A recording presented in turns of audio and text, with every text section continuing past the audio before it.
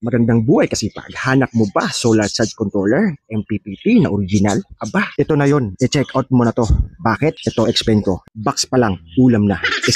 Original na pala. O diba?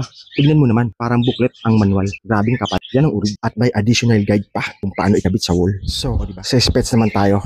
Automatic, recognized system voltage, current and power limiting protection, circuit protection. Support multiple batteries, meaning to say kahit anong battery lagay mo, mapa-acid ba o gel o LiPo4, kahit ano kaya niyang i-detect. At may dual fan pa, intelligent. Ibig sabihin, automatic mabubuhay kapag mainit na ang machine. At ito pa, 99% MPPT tracking efficiency. Grabe, nabula ko dun ah.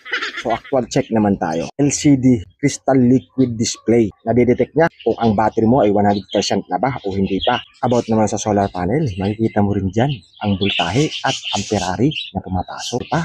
Ganun din sa battery. At ito nga pala yun, nakadefault sa SLD. Meaning to say, na-detect niya na lead acid ang battery ko. So ayan na, complete detail na yan kasi pag so ano pang inaantay mo, check out mo na yan. Just click the yellow basket or nasa comment below ang link. Thank you!